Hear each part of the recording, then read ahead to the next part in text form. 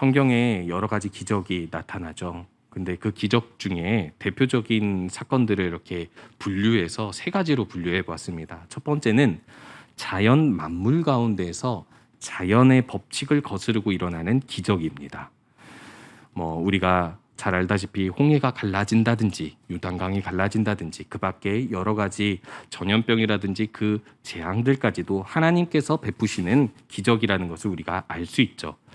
두 번째는 인간이 가진 막강한 힘, 군사, 이 모든 것들을 이기시게 하시는 하나님입니다. 누가 봐도 세상적으로 당해낼 수 없는 군사력, 인원, 무기임에도 불구하고 하나님께서는 그 모든 것을 이기게 하시는 하나님이라는 것을 성경의 역사 가운데에서 인간보다 하나님이 위에 있다라는 것을 종종 기적으로 나타내 주시는데요.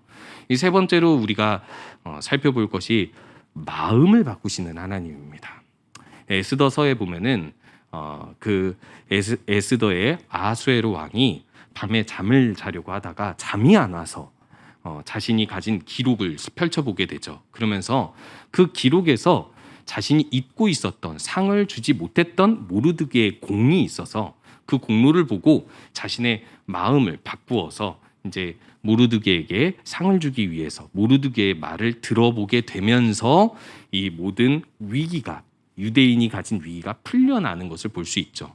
그뿐만 아니라 하나님께서는요 여러 가지 기적들을 행하시는데 이 세 가지 기적들만 봤을 때 우리 성도님들은 종종 하나님의 기적을 바라고 또 구하는 한 사람으로서 어떤 기적이 가장 쉽다고 생각하시나요? 반면에 어떤 기적이 가장 구하기 어렵거나 가장 우리가 구하지 않게 되는 제목인지 한번 생각해 보시기 바랍니다.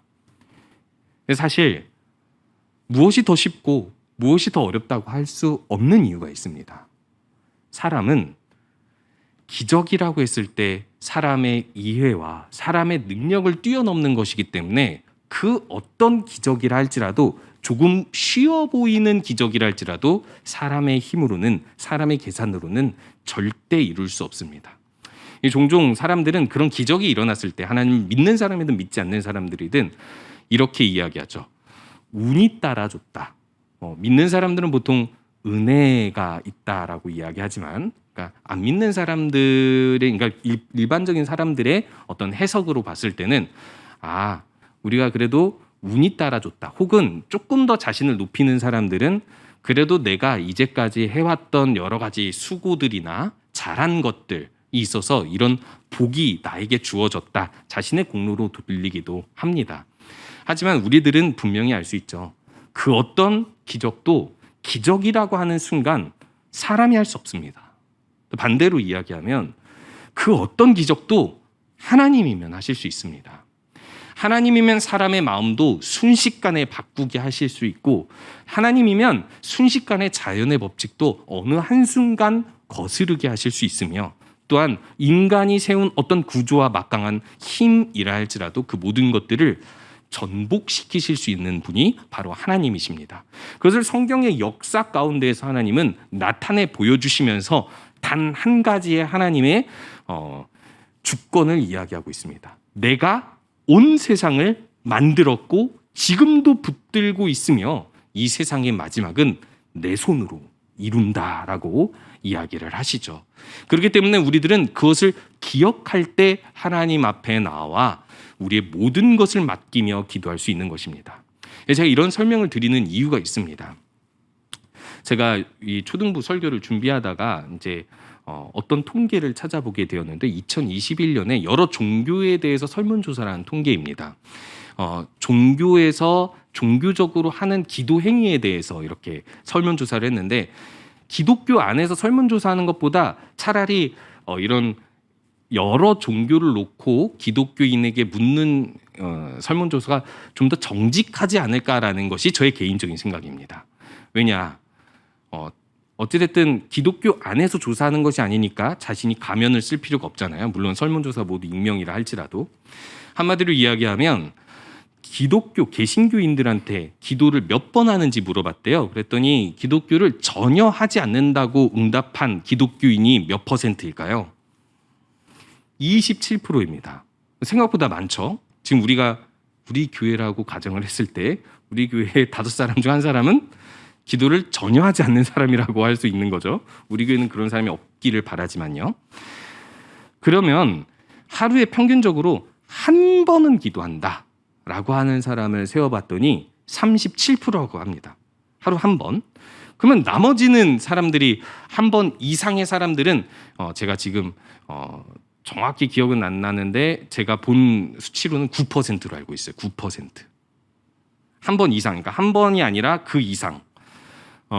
우리 교회는 퍼센테이지로 봤을 때 여기에 나오신 분들은 보통 금요기도에도 나오시고 새벽기도도 온라인으로든 나와서든 하시니까 아마 우리 교회는 9%는 넘는 것 같아요. 뭐 어쨌든 전체 개신교인을 대상으로 한 거니까 어떤 통계인지는 몰라도 아무래도 그런 부분들이 있다라는 것을 우리가 알 수 있죠. 그러면 나머지 일주일에 몇 번, 하루에 한 번도 못하지만 그래도 일주일에 몇 번, 하루에 한 달에 몇 번, 1년에 몇 번 이렇게 아주 정기적으로 무슨 일이 있을 때마다 기도하는 기독교인들이 대부분 10%에서 나머지 퍼센트를 점유하고 있다라고 생각하면 반 정도가 그렇게 산다는 거예요. 기독교인의 반 정도가 그냥 내가 무슨 일 있을 때마다 생각날 때 조금 기도하다 만다 뭐 이 정도로 생각해 볼 수 있는 것이죠. 즉 좀 중요한 통계로 이야기한다면 하루에 한 번 이상 기도한다고 한다면 37%, 9%를 더해서 46% 정도의 기독교인이 하루에 한 번 이상 기도한다라고 우리들은 볼 수 있는 것이죠. 왜 기도를 믿는데 안 할까요? 하나님을 믿는데 왜 기도를 안 할까요? 우리들은 여기서 짚어볼 필요가 있는 게 우리들도 가끔 기도를 안 하는 이유가 거기에 있기 때문에 그렇습니다. 첫 번째는 하나님이 전능하신 분이고 하나님이 내 기도를 들어주실 것이라는 것을 머리로는 알지만 사실상 하나님이 1순위는 아니기 때문입니다. 1순위는 먼저 나의 계획이나 아니면 이 세상에서 내가 도움을 얻을 만한 다른 구조나 혹은 내가 능력이 있어서 즉 하나님 외의 것에서 1순위를 먼저 찾기 때문이라고 우리들은 볼 수 있는 것이죠. 하나님을 완전히 믿지 않는다라고 보지 않는다라고 가정했을 때요. 그리고 또 한 가지는 종종 믿음이 어떤 면에서 표현하면 좋은 사람들, 믿음을 꾸준히 이어나가는 사람들이 종종 방황을 할 때가 있습니다. 언제 방황하죠? 열심히 기도한 것에 응답이 이루어지지 않을 때 내가 아무리 기도해도 이것은 하나님께서 들어주시지 않나 보다. 혹은 그냥 이것은 하나님의 능력이 없어서 이루어지지 않는 것은 아니지만 그냥 이 세상의 법칙, 구조에 따라 그저 내가 수용해야 되나 보다. 그러니까 내가 더 이상 구할 필요가 없는 기도 제목인가 보다 하는 경우가 있기 때문에 그렇습니다. 제가 아는 한 지인도 그분을 만났을 때 아이들이 초등학생들이었는데 지금 그 아이들이 청년이 됐거든요. 근데 지금도 기도 제목이 자녀들이에요. 자녀들의 신앙 그리고 남편의 신앙 이게 기도 제목이에요. 근데 이게 기도 제목임에도 불구하고 5년이 지났을 때 10년이 지났을 때 응답이 안 되니까 한때는 제가 그때 만났을 당시에는요 기도를 거의 1년을 쉬더라고요. 왜 쉬는지 물어봤어요. 왜 쉬는지 물어봤더니 마음이 너무 아파서 기도를 못 하겠대요. 아니 나는 계속 마음이 아파서 기도하기가 어려운데 속히 이것은 응답이 없으니까 어찌됐든 하나님께서 응답해 주시든 안 해주시든 간에 잠깐 내 마음을 위해서라도 내 마음의 평안을 위해서라도 쉬어야 되겠다고 생각을 했다는 거예요. 물론 그 뒤에 잠시 1년의 방황을 끝내고 그 아이들을 위해서 남편을 위해서 지금도 계속적으로 기도하고 있습니다. 그런데 안타깝게도 그리 큰 열매를 지금 당장 아직도 보지는 못하는 것 같아요. 그러니까 이런 분들을 보면서 저는 속으로 그런 생각을 하게 됩니다. 내가 이런 상황에 처한다면 얼마나 고통스러울까라는 생각이에요. 그래서 지금 제가 아기를 낳기 전부터 저는 기도하면서 항상 이렇게 고민이 뭐였냐면 제가 그래도 청소년 사역을 조금 했잖아요. 그러니까 이 모태신앙인데 믿음 없는 애들 많이 보게 되거든요. 내 아이도 믿음 없을까봐 낳기가 두렵더라고요. 이런 마음 혹시 아실지 모르겠어요. 근데 목회자로서 어느 날 갑자기 얘가 저 무신론자예요, 이렇게 선포를 해버리면 이거를 어떻게 막고 어떻게 바꿀 방법이 없잖아요. 제가 있었던 한 교회에서 담임 목사님 아들이 그런 선포를 한번 했거든요. 다행히도 회심을 했습니다. 근데 와, 그때 얼마나 마음이 무너졌을까. 그리고 이거를 진짜 그러니까 속수무책이라고 하잖아요. 차라리 다른 문제면 뭘 어떻게 대신해 주겠는데, 밥을 안 먹는 문제거나 병에 걸린 문제면 뭐 약이라도 갖다 주든지 뭐라도 해줄 텐데, 믿음의 문제는 우리가 손쓸 수가 없거든요. 그렇기 때문에 이 부분에 대해서 저는 아직도 고민이기 때문에 자녀를 위해서 기도할 뿐만 아니라 자녀에게 무던히 성경 교육을 할 수밖에 없다라는 사실을 인정하게 됩니다. 제가 이야기하고자 하는 것은 무엇이냐면, 우리들은 종종 이런 이유들 때문에 기도를 쉬게 되거나 포기하거나 낙심하게 된다라는 것을 이야기하려고 하는 것입니다. 그런데요, 오늘 본문에서 나타나고 있는 히스기야는요, 더 포기할 만한 상황에서, 더 이루어지기 힘든 일들 가운데에서 하나님께 모든 것을 전적으로 맡기고 기도하는 한 사람이었고, 이 사람의 기도를 통해서 우리의 기도가 어떻게 변화되어야 하고 어떤 변화가 있어야 되는지를 살펴보기 원합니다. 첫 번째로 오늘 히스기야가 당면한 상황은 이런 상황입니다. 아수르라는 나라가 있었는데요. 아수르라는 나라가 옛날에 바벨론 혹은 애굽과 같은 큰 나라들이 강성하던 시절에 잠깐 반짝 그 세력이 아주 강해져서 애굽도 이들이 점령하고, 그리고 또 이제 바벨론도 자신들의 속국으로 삼았던, 결국에는 이 아수르가 북이스라엘을 멸망시킨 나라였죠. 그만큼 엄청나게 그 남유다 주변에서 강력한 세력을 지닌 군대였습니다. 그런데요, 아수르가 좀 우리나라 역사에서도 야만적인 어떤 이제 국가의 침입을 우리가 경험한 적이 있잖아요. 그런 것처럼 아수르도 약간은 아니죠. 야만적인 국가라고 할 수 있는 게, 한 국가 한 나라를 점령하면서 그들의 민족을 흩어버립니다. 다른 민족과 강제 혼인을 시켜버리고 강제로 이산 가족을 만들어버려요. 그렇게 해서 민족성을 흩어버리는데, 남유다의 히스기야는요, 히스기야 때에 북이스라엘이 멸망하는 것을 봤고, 북이스라엘이 그렇게 민족성이 흩어지는 것을 지켜보았던 사람입니다.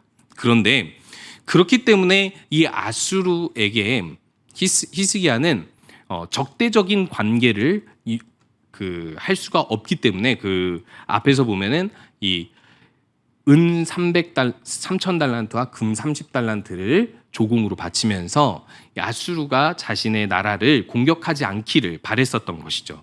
그럼에도 불구하고 아수르는요, 애굽을 침략하러 가는 사이에 랍사게가 이끄는 군대 하나를 남겨놓고 예루살렘을 포위하게 합니다. 조공을 바쳤는데도 불구하고요. 그러니까 처음부터 이 군대는 이스라엘을 남유다를 점령할 생각이었던 것이죠.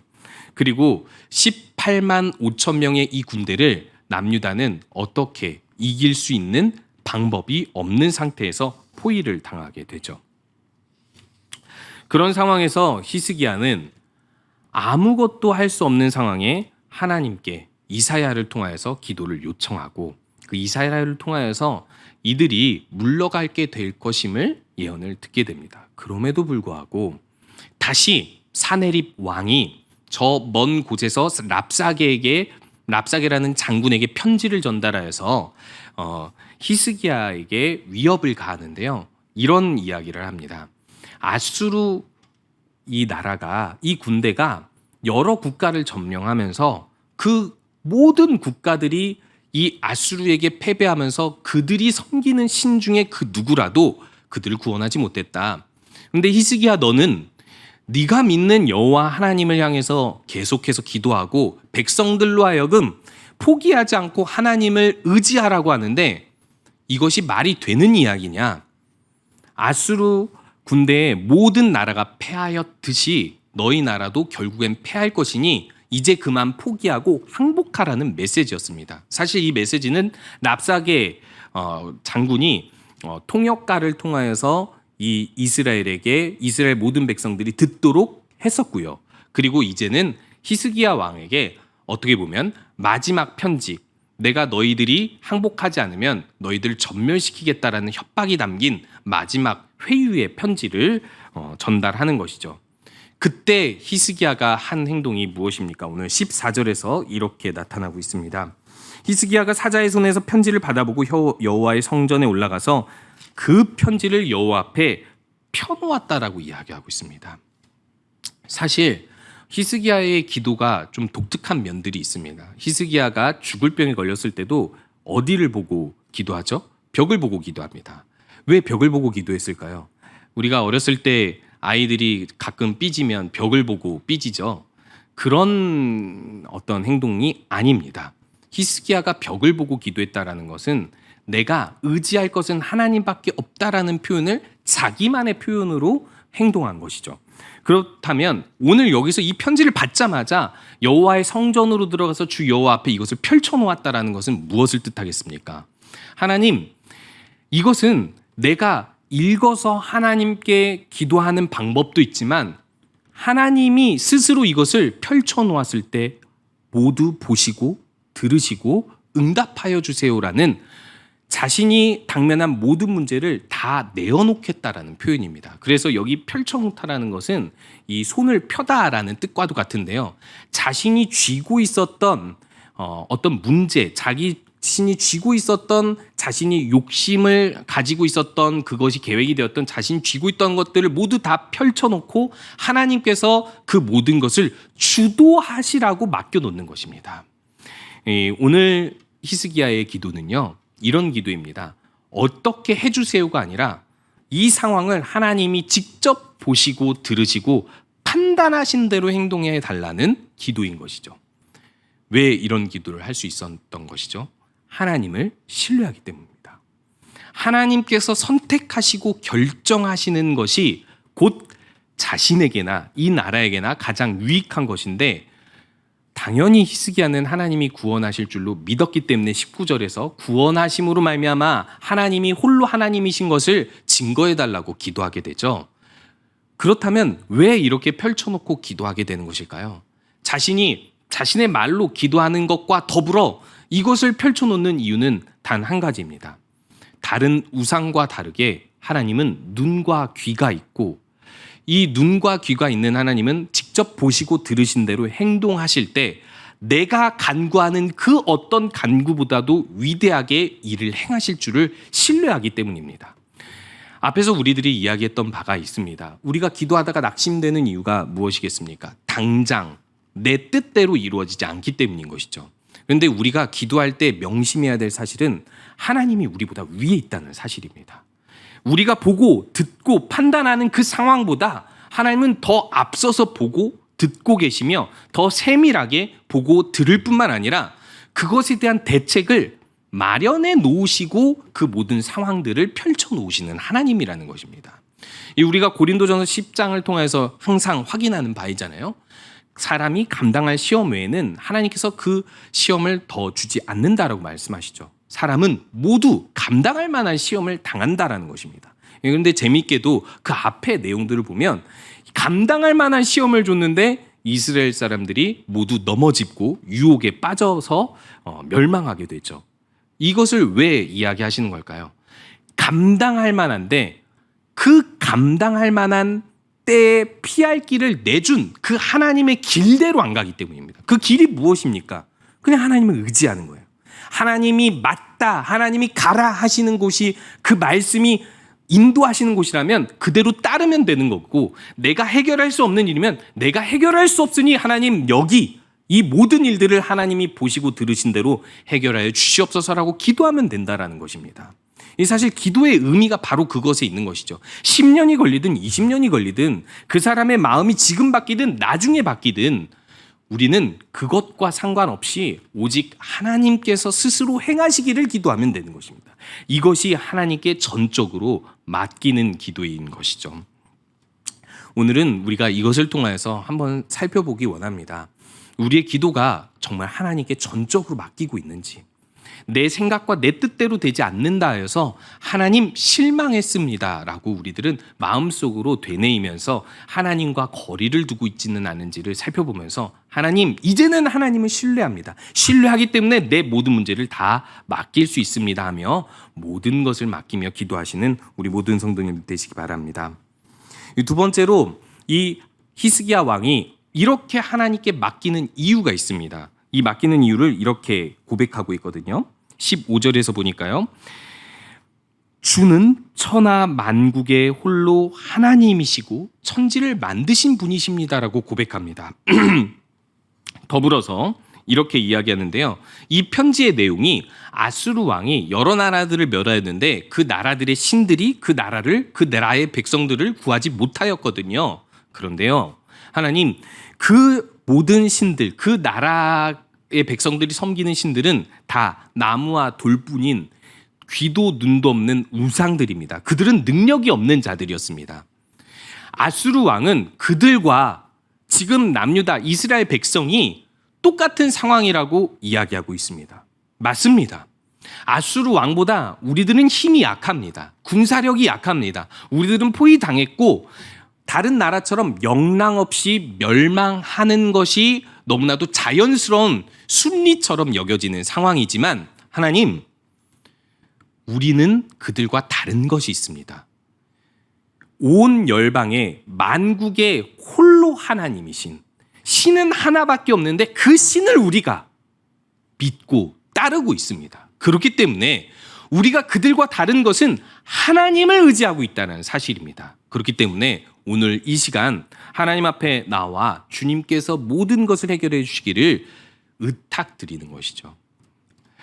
우리가 가끔 잊고 있는 사실이 있습니다. 상황이 너무 크고 문제가 크다 보면은 논리적으로 이 문제, 이 상황을 이길 수 없다라고 생각하는 경우가 많죠. 그래서 하나님의 일을 하는 가운데, 또 우리의 모든 여러 가지 문제를 겪는 가운데 과연 하나님을 생각하지 않고 이 세상과 견주어 봤을 때, 통계적으로 몇 퍼센트 확률에 따라 나는 이러하겠구나라고 하면서 절망하기도 하고, 보통의 나랑 비슷한 수준에 있는 사람들과 견주어 보면서 그래, 나도 역시 그 사람들처럼 되겠구나, 5년 후에, 10년 후에, 20년 후에 나의 미래는 이렇구나 하면서 절망하는 경우가 있습니다. 그런데요, 하나님께서는 우리에게 말씀하여 주시는 것이 있습니다. 그들과 우리가 다른 이유는 하나님이 우리의 하나님이라는 사실입니다. 우리의 주인이라는 사실입니다. 우리가 가지고 있는 비밀스러운 능력이 한 가지가 더 있다라는 것입니다. 온 세상을 만드시고 온 세상의 주권자이신 하나님을 우리가 의지하고 있다는 사실이죠. 물론 기적은 우리가 구하는 대로 언제든지 나타나지는 않습니다. 세상에서 하나님께서 만들어 놓으신 법칙이 있고, 또 하나님께서 여러 이 모든 세상의 섭리 가운데 허락하시는 것들이 있기 때문에 사실 기적은 자주 일어나도록 하나님께서 역사하시지는 않습니다. 하지만 분명한 것은 하나님을 믿고 하나님을 따르는 백성에게는 반드시 그에게 필요한, 그에게 일어나야 할 기적을 주시는데요. 그 이유가 있죠. 19절에 보니까요, 우리를 그의 손에서 구원하심으로 말미암아 천하 만국이 주 여호와가 홀로 하나님이신 줄 알게 하신다라고 이야기합니다. 하나님께서는 이 세상 가운데 우리가 항상 기적을 경험하게 하시지는 않아도 종종 우리가 하나님을 의지할 때 우리가 생각지 못한 기적을 펼치실 때가 있는데, 그때 우리가 하나님을 의지하고 있는 모습으로 말미암아 하나님을 나타내시기 때문에 하나님께서는 우리가 언제나 이 세상 사람들과 다르게 가지고 있는 힘, 그 힘의 근원이신 하나님을 소유하고 있다는 사실을 잊지 말라고 하시는 것이죠. 가끔 우리들은요, 이 새생명 축제 때에도 이런 생각을 하게 되죠. 태신자를 작정했는데 사실 내가 이제까지 작정했던 태신자들이 교회로 몇 명 정도가 인도를 받아 왔는데 사실 이 사람들은 믿을 만한 사람들이었어. 물론 그렇게 생각 안 할 수도 있습니다. 제 상상입니다. 그런데 지금 내가 작정한 태신자들은 나랑 관계도 그다지 가깝지 않고, 그리고 또 내가 다가간다고 해서 변할 만한 사람들은 아니야 라고 우리들이 속단할 수 있다는 사실이죠. 그런데 제가 앞에서 이야기한 것처럼 사람의 마음을 바꾸는 것은 하나님이 언제 하실지 모르고 자주 하지 않으신다 할지라도 언제 어느 때 어떤 기회로 하실지 모르기 때문에 하나님께서 우리에게 주시는 의무는 딱 하나예요. 기도. 그러니까 사실 뭐 이런 표현을 하면 안 되겠지만 태신자에게 다가갈 용기가 없으면 기도라도 하시면 되는 겁니다. 하나님, 제가 용기가 없어서 못 다가가는데요, 용기를 주세요. 그러면 제가 그 용기를 가지고 다가가겠습니다 하는 기도가 가장 먼저지만, 만약에 그 용기가 없으면 기도라도 계속 하시면 돼요. 왜냐? 기도를 계속 하다 보면 우리 마음속에 믿음이 생기기 때문이죠. 그러면 그 다음 기회라도, 그 다음 기회라도 우리들은 한 걸음 더 다가갈 수 있는 믿음이 생기기 때문이죠. 그런데 잘 생각해 보면 우리가 작정한 태신자들이 이 교회에 인도받은 이유가 믿을 만한 사람이라서 그런 것이 아니거든요. 전혀 믿을 만한 사람이 아님에도 불구하고 계속해서 그를 위해 우리가 기도해 왔고 시도해 왔기 때문에 그들의 마음이 어떤 형태로든 하나님께서 역사하셔서 변했기 때문인 것이죠. 참 안타까운 예인데요. 제 제자였던 한 친구가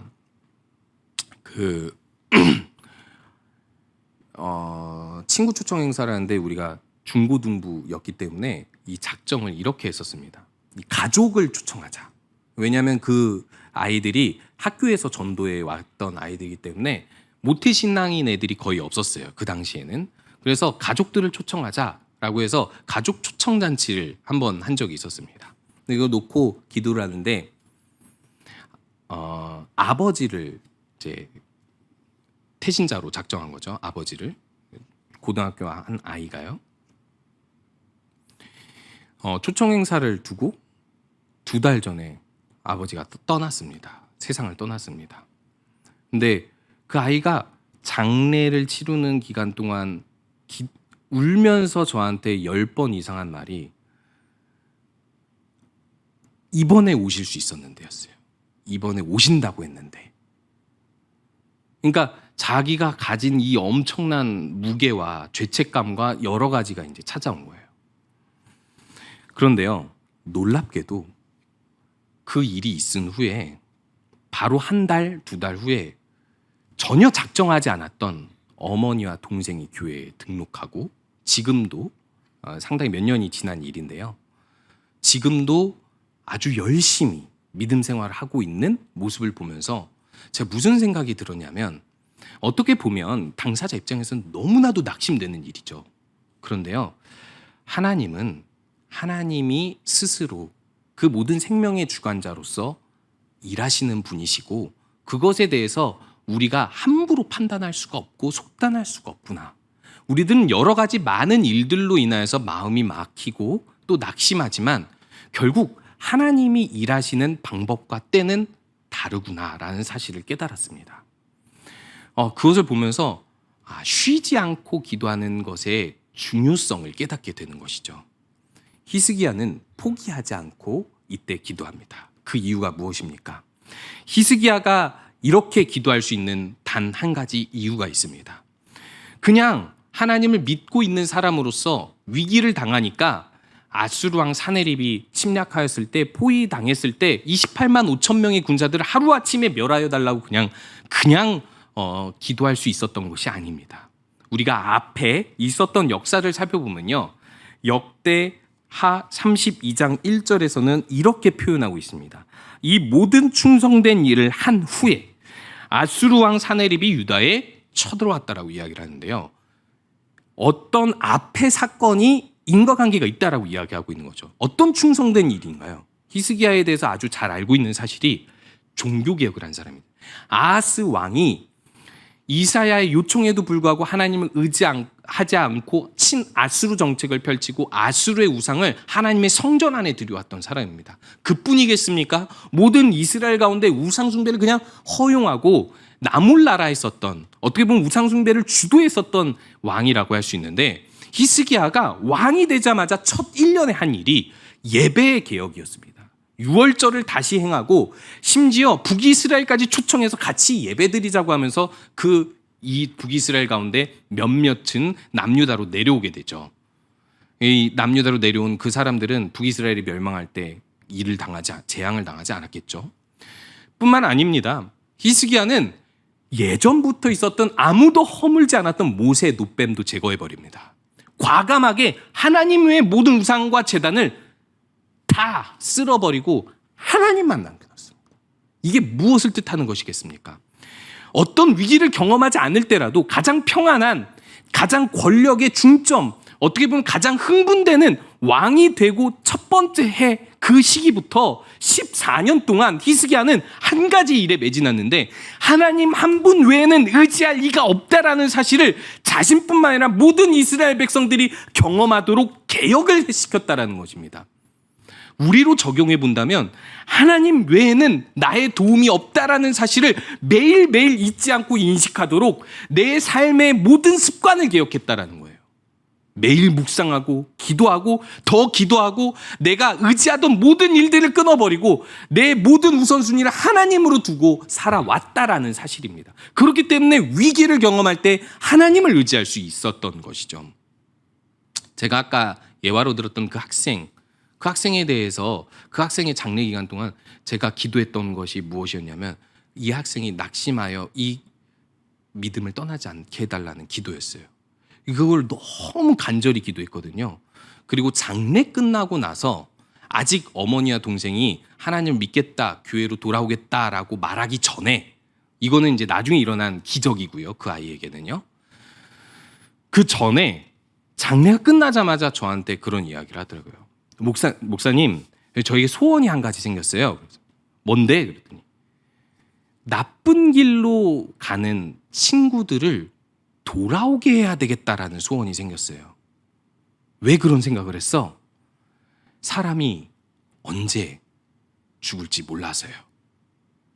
가장 중요한 일이 내가 지금 걷고 있는, 내가 지금 따르고 있는 영생을 주시는 하나님의 선한 길이라는 것을 알고 있는데, 제 주변의 친구들뿐만 아니라 교회 친구들까지도 나쁜 길에 들어서고 있고 그러다가 하나님을 떠날 수 있다라는 사실을 저는 알고 있어서 그런 소원이 생겼어요라고 하더라고요. 지금도 그런 믿음 생활을 이어나가고 있는 친구입니다. 근데 그걸 보면서 무슨 생각이 들었냐면, 그 아이가 이런 위기를 만약에 그냥 당했다면 여지없이 무너졌을 거라고 생각이 들었습니다. 그런데요, 그 아이는 그 전부터 계속해서 저를 찾아와서 교리와 성경에 대해서 묻고 또 스스로 공부하고 그러던 친구였거든요. 우리에게 한 가지 중요한 사실은 위기 때 하나님만 의지하는 것이 아니라 위기가 찾아오기 전에 먼저 하나님 한 분만을 의지하면서 사는 습관을 들이는 것입니다. 그럴 때 우리가 어떤 위기가 찾아와도 그 모든 위기 가운데 승리할 수 있는 것이죠. 이렇게 항상 히스기야처럼 하나님을 전적으로 의지하면서 승리하는 우리 모든 성도님 되시기 바랍니다.